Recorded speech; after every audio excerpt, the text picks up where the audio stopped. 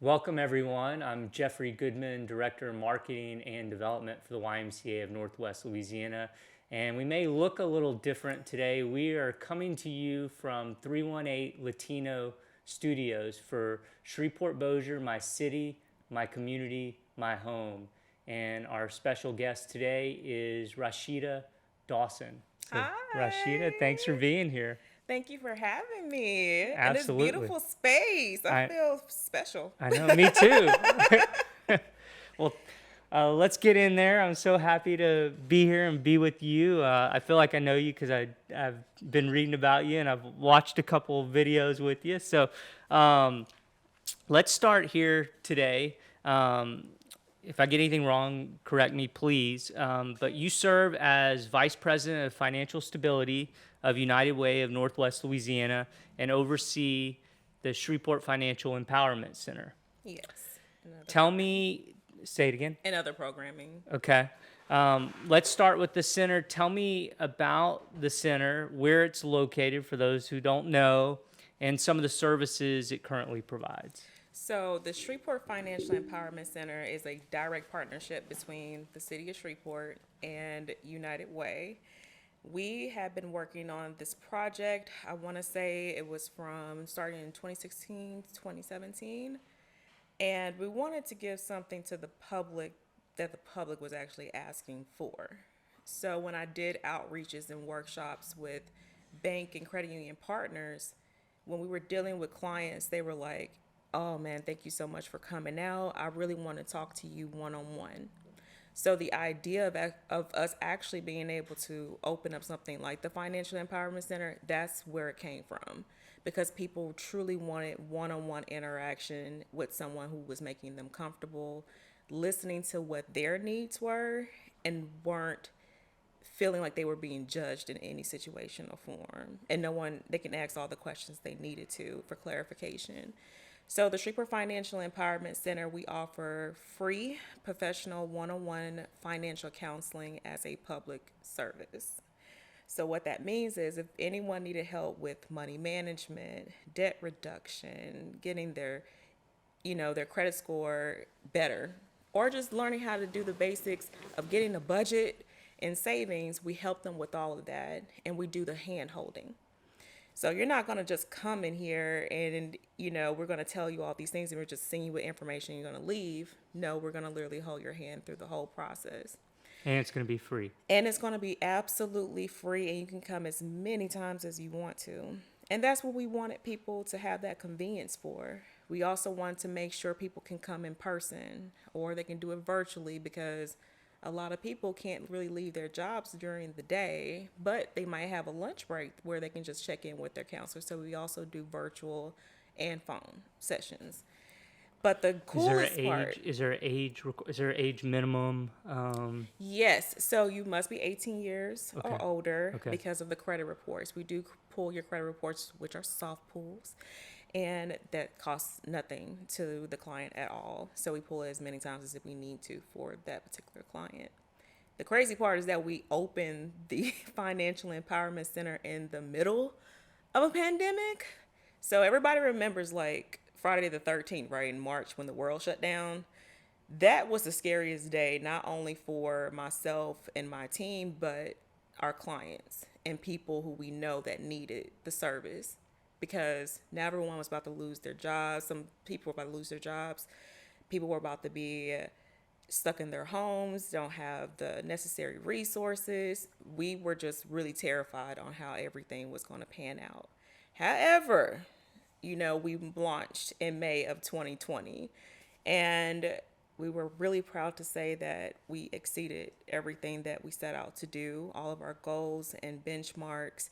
And to this day, I looked at the numbers not too long because I'm in there in the database like every day, all day. But we have managed to do debt reduction of over $1.2 million and savings increase for our clients of over $750,000. And all that happened in the midst of the pandemic until now. It's So amazing. it is amazing. My team is amazing. It's them and then it's the clients at the same time. And how does one find you? Where are you located? So we are actually located at 820 Jordan Street in Suite Which is that large building, because 507. I've been to your Yes, office. the And big white Willis Knighton building. You can't miss it. I promise you got plenty of parking. almost a corner, almost the northwest corner, I think, of Line and Jordan. Yes, it's literally Line and Jordan. And we basically wanted to make sure that space was made for everyone. So we didn't make it cold. We didn't want to have old furniture. We really wanted to have bright walls, and we wanted to make sure people said, oh man, it's nice in here, it's modern. And we take pride in that because no one wants to walk in and be in a place that they feel like they're uncomfortable. We want to make sure we create that safe space that's calming, that's clean, that's happy. So someone's always there with a smile to make sure you're taken care of. And a lot of people, I think, are, pride, I guess, factors in or figures in a lot around people's finances. And what kind of advice do you have to sort of free people up to take that first step and not be too proud to ask for help when it comes to your finances? Always, first of all, remember that we're completely confidential. So we're not going to share your information with anyone unless you gave us permission to do so. But to someone who has that particular pride, which I completely understand, and that can be a generational situation as well. We want to make sure that they know, one, that it's confidential, know that we're going to treat them with dignity and respect, and we're going to respect what it is that they want to see out of their future. So what is it that they want for their finances? What do they want for their family? What is their legacy that they want to carry at the end of the day? And allow us to at least give us a chance to help you. If you feel like your first session is not where you need to be, we just want to know what we can do better. And then we'll actually, just let us know. We're always here. Or you can just give us a call. Call me if you want to, and we can have a nice little conversation.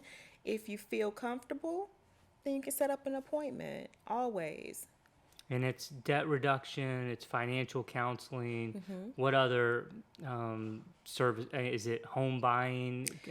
It's all of those things. So say, for instance, give me a scenario that you would want for yourself, maybe, or one of your family members. I want to be able to travel for a really special trip for 2 weeks out of every year. Oh, that sounds so good to me. All right, so when a person comes in and tells us that, they're like, okay, that's what we're going to do is we're going to think about your savings. Do you have a savings? If you have a savings, we're going to see how much you have. Then we're going to do the research of wherever you want to go. So I like to go to Miami Beach, but everybody don't have to know that. But I want to know how much all that's going to be. So we're going to come up with a budget, figure out what your bills are, and then we're going to put those pieces together and we're going to say, okay, we got this amount of time frame. This is your ultimate goal. Now, this is the plan that we need to do here on out so you can have that beautiful 2-week vacation of where you want to be. So that's literally where it is, and we follow up with you. So you're going to set your next appointment. We're going to make sure nothing happened because sometimes life happens. Seriously. You might had to take care of something for your family member, which we understand. We might kind of try to figure out another option. Do we need to do something like DoorDash or something of that nature so we can recoup that money that you had to use for the family member? So we walk you through it, and we make sure that you have full access to us. I promise you all of our clients have our cell phone numbers, and we answer. Because everyone wants to make sure, is this what I need to do? What do I need to say? Is there something I need to make sure I have with me? Did you look at this spot? Does this spot look good to you? Oh yeah, and look, they got a nice beachfront. Is that what you want? Yeah, I want the beachfront. So we just want to make sure we take care of the client. It's not about us, it's about them. So that's kind of like how a process will go. And I love that. I mean, just as you're talking, I didn't think about this until now, but I love that empowerment is in the name, because that's truly what this is doing. It's liberating people. It's empowering people to take control of their destinies, take control of their lives. Yes. And empowerment is such a great word because that's when you need that support. to let you know that you are worthy and you are capable to have what it is that you want for your future.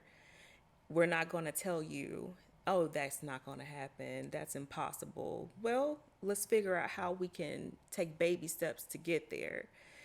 That way, that person is not feeling like, okay, I came in here and all my dreams are out the window, or I can't have what I know that I should have.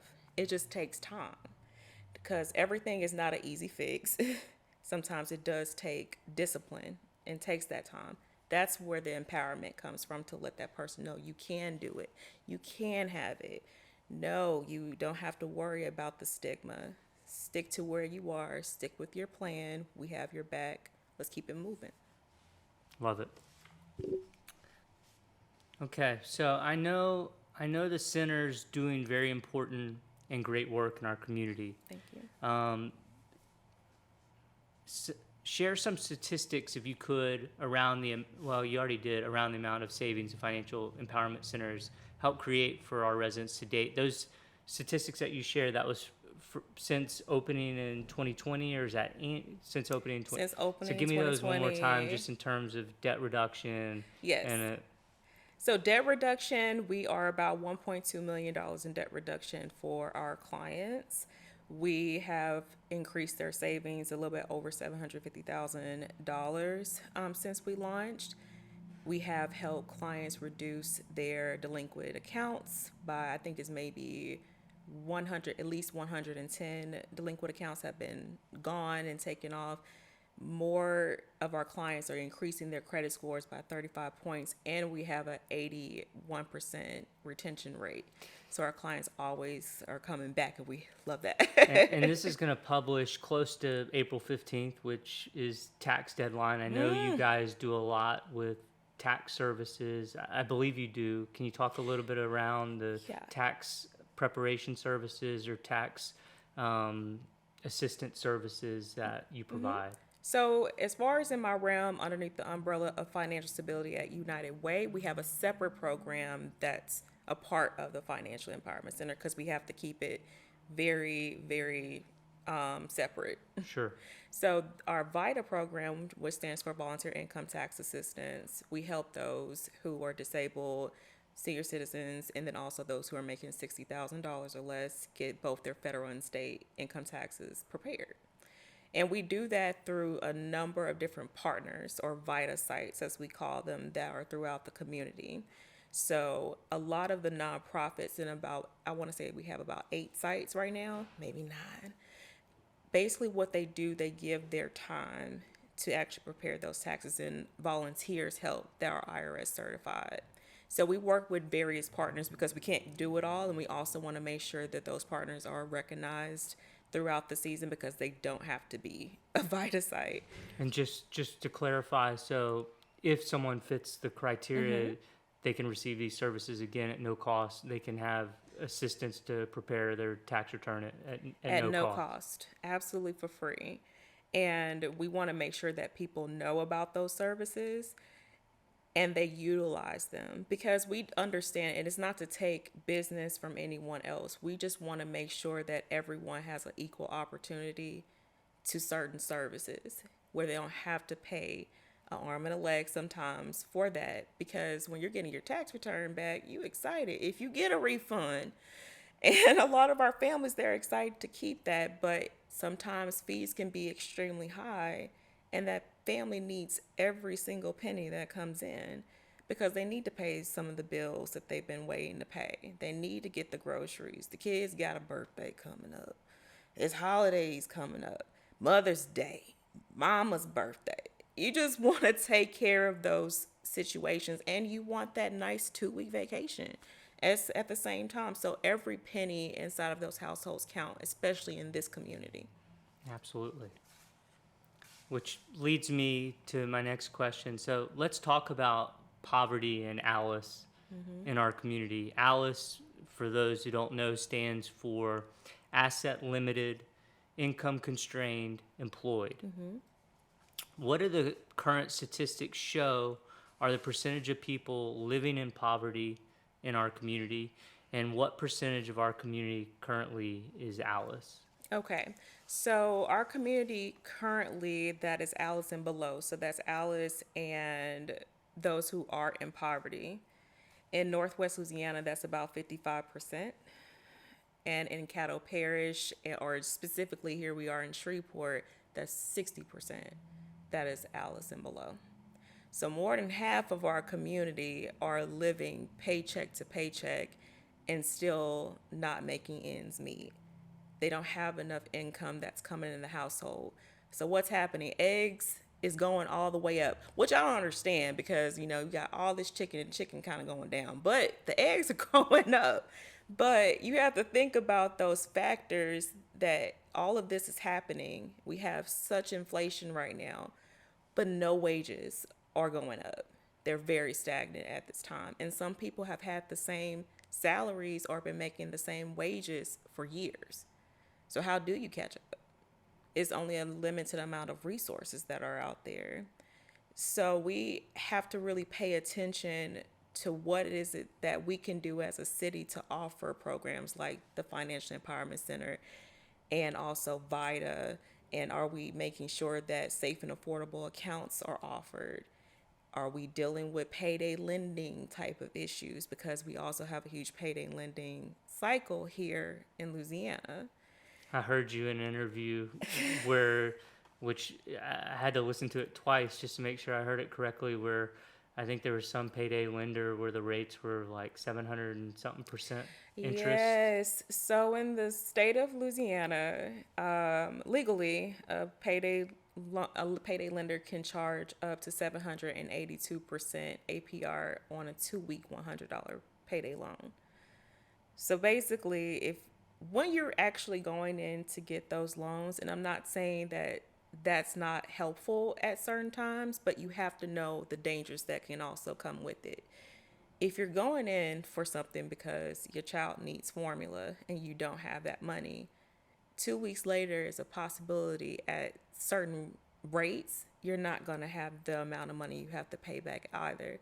So what happens? You get into a cycle, or you have to go to another place to pay off that lender, and it becomes impossible to get out of it. And so if you were doing it like for annually, you're really going to owe over $700, which is not what you came in for the 100. So you have to be very careful about that. But when you're in such, how should I put this? When you're in a fight or flight mode, you're going to do whatever you need to do to take care of your family, which is why I feel like we do need alternatives to that as well. We may not be able to get the rate down, but at least eliminate it. But we definitely want to be able to get the rate down so it's more affordable for families as well. But yeah, it's a huge problem, and it's very systemic, I feel, that is inside of our community. Yeah, it's crazy. That number is just mind-boggling. Yes, when I heard it, it's a whole formula. It is a whole formula. It's crazy to see how it can truly hurt a family as well if they have all of these bills and then that debt is still on their hearts. You can't really get out of it because you don't have the money to do it, unfortunately. So, well, now I want to focus a little bit on all you do for our community outside of your position, because I know you do a lot. So my note says here you're massively involved in the community. I'm going to cover just a few of the high points if I could. sure. I think you may still be, tell me if you were formerly president-elect of the South Shreveport Rotary Club. Funny, I am president now and president-elect again. They just don't want to let me go. Well, I understand. You're a member of Bank Corsal's CRA Advisory Council. Yes, now Cadence Bank. Okay, that's right. They changed their name. North Louisiana Reentry Coalition. Yes. And the Young Professionals Initiative, or YPI, as many people know it. Additionally, you are a graduate of the 2017 Greater Shreveport Leadership Program through the Chamber, and a 2013 graduate of Lano's Leadership Program. Yes, kind of crazy how long that's been. It's been 10 years. So my question is, in your opinion, how do we get more young people in our community engaged and involved in serving and giving back? That is a wonderful question. I think our generation, especially I want to say mine, and particularly, we're really hungry. We want to be a part, seems like, of every single thing sometimes. And sometimes you have to really make sure you remember, what do you truly value? Like, what does your heart say for you? I always, anytime that I'm around young professionals, especially, my thing is to really think about, what's your passion? Stick to that. You don't have to be on 5 to 10 different boards, because how can you give your energy 100% to all of those boards? But pick something that you know that has affected your life. So for instance, when it came to Rotary, I didn't know what Rotary was. I literally didn't. I just thought it was like this little lunch club, brunch club, whatever it is, with a whole bunch of men that I didn't even know. But it was much more than that. And it had to deal with those who started with polio. I didn't know in my family that my aunt had polio. So that stuck with me. And I wanted to make sure that we had the vaccines that were needed, and also the community service. If I can do a cause like that and then also do the community service aspect, that's what I want. And I'm really not a person to display all my volunteerism, because it's really a private thing for me. So y'all probably will never know everything that I do, but pick your passion, put 100% into it. And it really has to come from that individual and what they want to do. You can't really make a person, but you can introduce them based off of conversation and networking and relationships of, hey, what are you interested in, Jeffrey? Like, what is it that you want? And they're like, you know what? Another thing I want to do, I want to help my community. I want to go back and help them. All right. So there's different nonprofits in those communities, your community, that we can get involved with. Go and visit a nonprofit, see what they do, find out how things work, and then figure out, where can you be a piece of that based off your professional background, your career. That's one of the biggest things. Another thing I always advise, please don't do it for the clout. People really focus on the clout of it all, just having their name on boards and putting that on their resume. Not saying that some of those things are not good, but when you think about the power and the clout of it, you're never going to get the full benefits, both with your heart and professionally, if you just do it solely for that reason. So you have to just make sure that you're dedicated and committed, and do something. Serve. Someone help serve you so that you can actually get to the places that you are. There is nothing wrong with giving back some of your time, an hour, 30 minutes. And it can mean so much to another person that they took that time out. And then somebody might be looking up to you as their mentor in the end. And that's what's most important to me. Hope I answered your question. That was awesome. Yeah, perfect.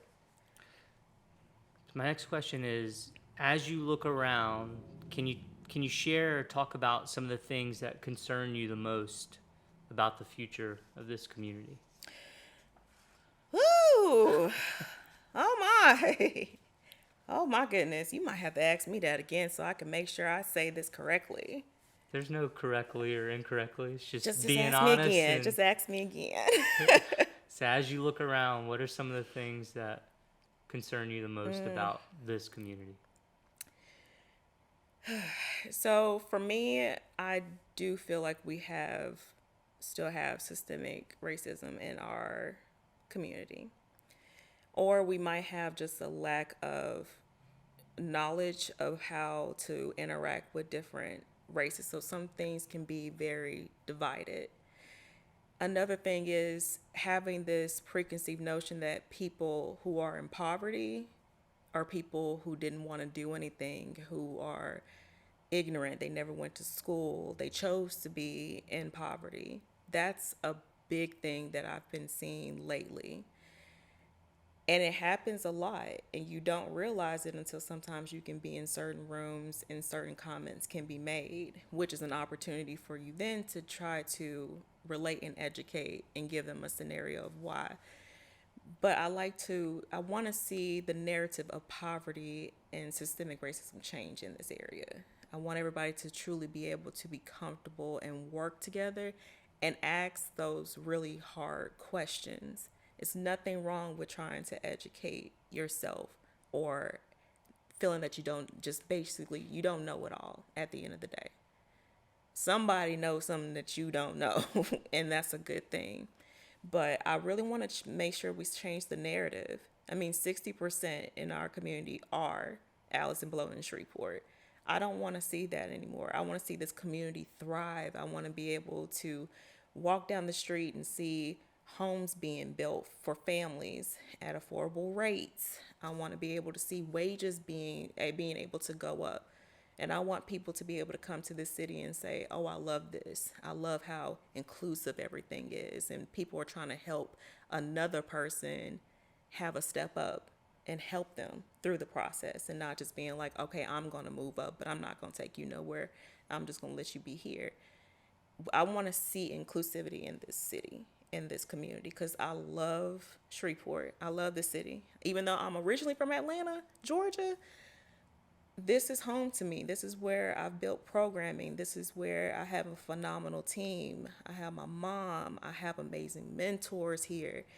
And I know we can offer so much if we would just ask those hard questions, if we would just test and try, if we would just literally put our feet in someone else's shoes or actually go barefoot with them, because sometimes people don't even have the shoes. So I want people to be able to have their eyes open more to certain things. Give me an example when someone, I think I know what you mean, but when someone hears you say, we got to be willing to have those tough conversations, or we got to be willing to ask those hard questions. Give me an example, if you could, if that's not putting you on the spot. Like, give me an example of a hard question that you would like to see people ask more often, or a tough conversation that you would like to see people engage in more frequently. So I always try to give just maybe one example. I did a project or a pilot program for our former mayor, Mayor Adrian Perkins, and we were giving, I won't say we, but we were making sure that we had a pilot program that gave $660 to 110 families each month with no strings attached to it. There was a lot of questions that came up during that time when we said that we were going to take part into building something like that. And there were a lot of comments about it as well, but that's when things start to come up.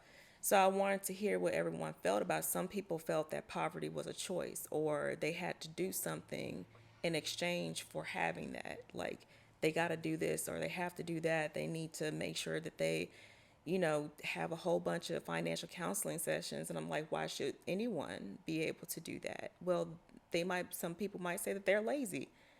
Why do you feel that they're lazy?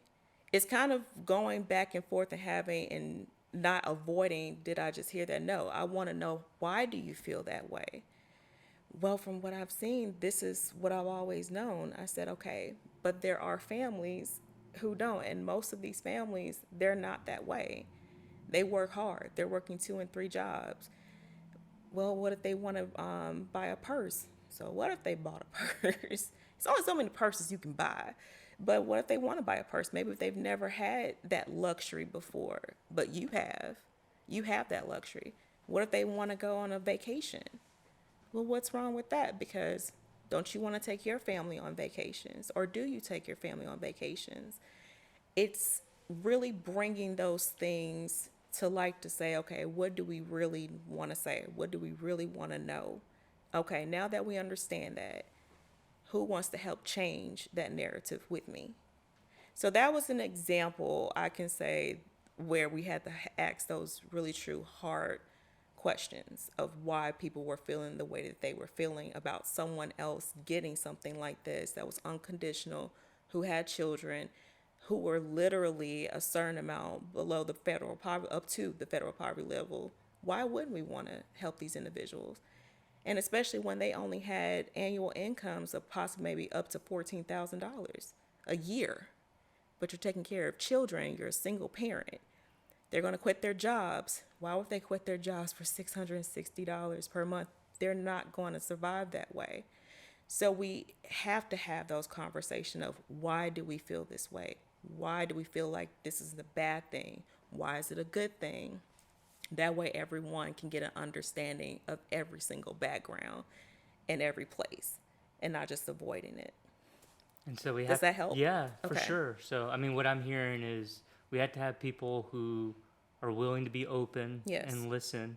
And then we have to have people who are willing to push those people to Push those explore their boundaries. thoughts, explore their feelings, explore the way they see different aspects of the world. Yeah. And then also to make sure, we can't say that something doesn't work if we don't try. And we're lucky to know that a lot of those individuals were truly positively affected by what they were given. And sometimes people just need a chance. They just need that moment and no judgment behind it.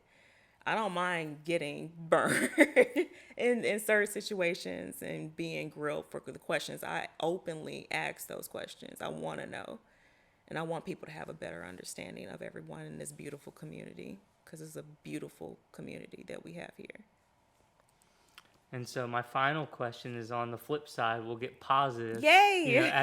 As you look around this community, what gives you hope, or what makes you prideful, or what makes you optimistic about some of the things you're seeing? One, that young professionals are starting to seem like they can have a fair chance here, I guess you can say. I feel like everything comes with hard work, period. But I love seeing that. I love seeing more events come to this community, family events where everyone can have a good time. And I also am really excited to see things happen for the LGBTQ community as well here, so people can be more aware about that community as well. How can we learn more about how can we help? Those are the things I'm really excited to see. And I'm excited to see that we have the Financial Empowerment Center. I hope 50 Cent buys Millennium Studios and we can bring some stuff here with us. That would be really exciting. It just takes time, but every day I feel like we're doing something better. I really do. Good. Is there anything we didn't cover, or anything we didn't talk about that you'd like to discuss, or you'd like to mention, or anything that keeps you up at night that you'd like to share?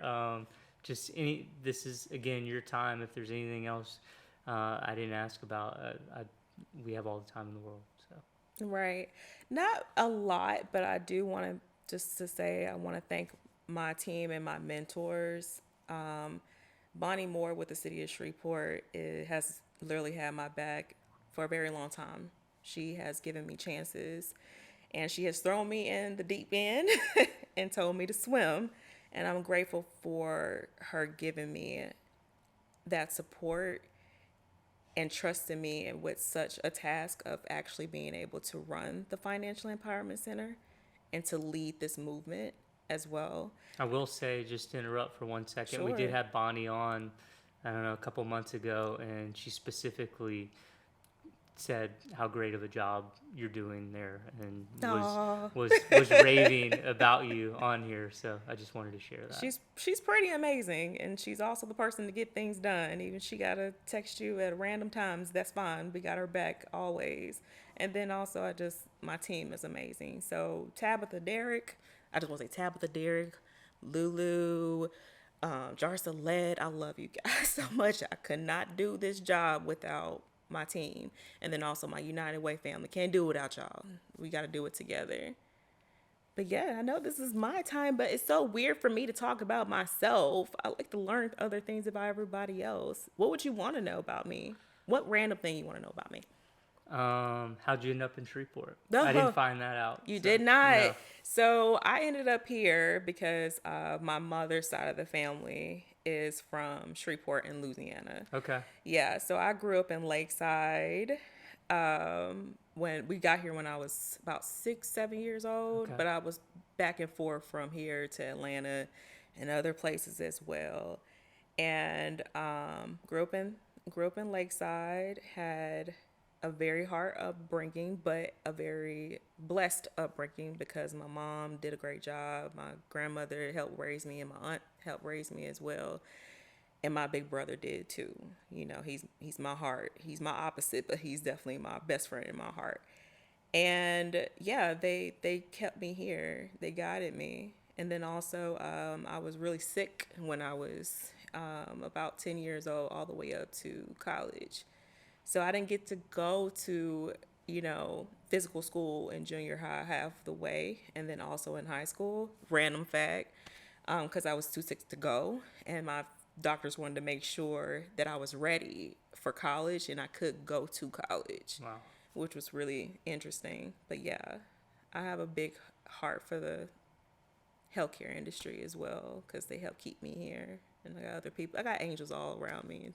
And that's kind of like for a different day. But yeah, that was a random fact. I didn't get a chance to go to high school. I was homeschooled by one of the best teachers in the world, Miss Enda Russ, and I love her very much.